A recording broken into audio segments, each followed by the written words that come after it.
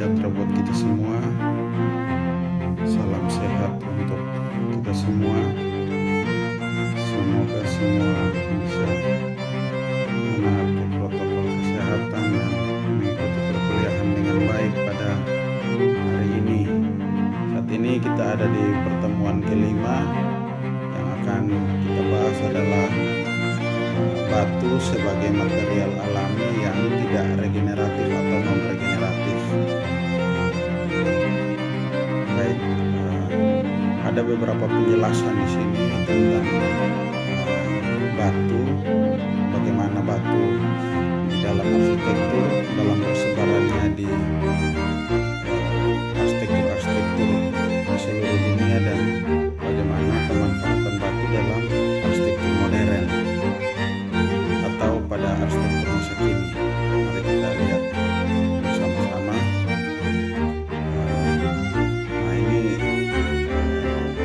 sebaran arsitektur yang menggunakan batu di dunia. Jadi pada awalnya saat arsitektur mulai berkembang oleh masyarakat, itu manusia mulai menggunakan batu, tetapi dengan sistem konstruksi yang sederhana. Jadi mereka memahat atau memotong batu dan konstruksinya disusun. Kemudian mereka memakai perekat secara alami untuk merekatkan antara batu yang satu dengan batu yang lain menjadi sebuah konstruksi yang menumpuk dan membentuk sebuah bangunan. Nah, ini kita lihat contoh. Kalau di Indonesia itu konstruksi yang menggunakan batu secara menyeluruh itu adalah konstruksi candi. Nah, itu tersebar di Indonesia bagian barat dan Indonesia bagian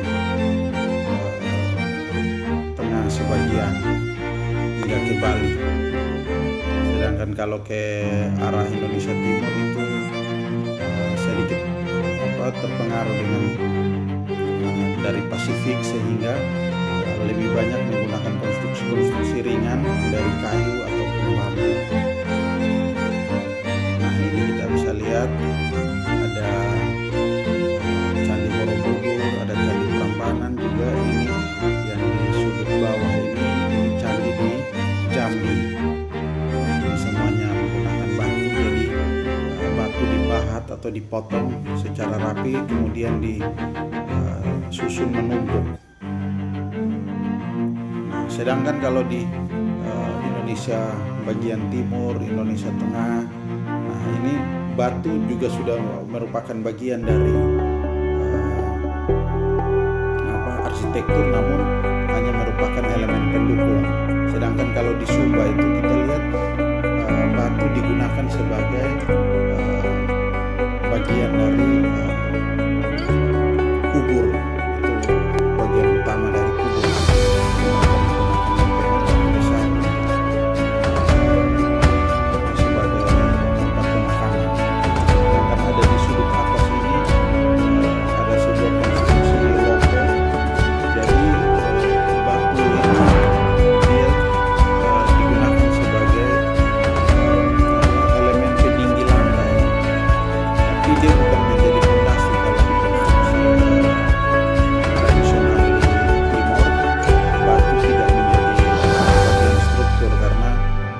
Fondasi ini juga langsung ditanam ke dalam tanah.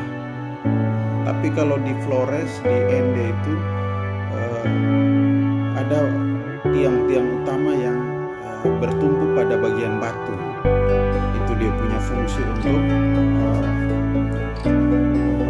pada saat kondisi gempa itu konstruksinya hanya bergoyang di atas batu. Jadi dia tidak mudah patah.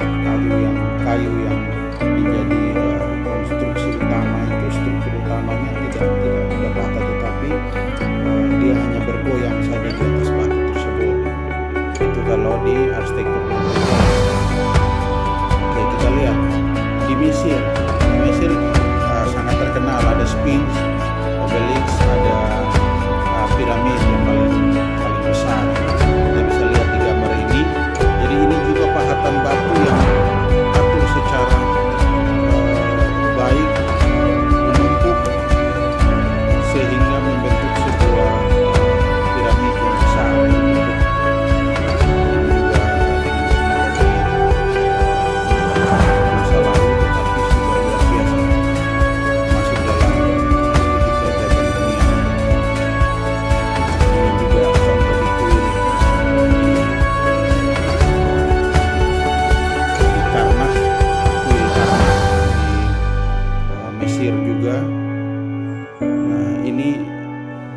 konstruksi tiangnya juga dari tumpukan batu.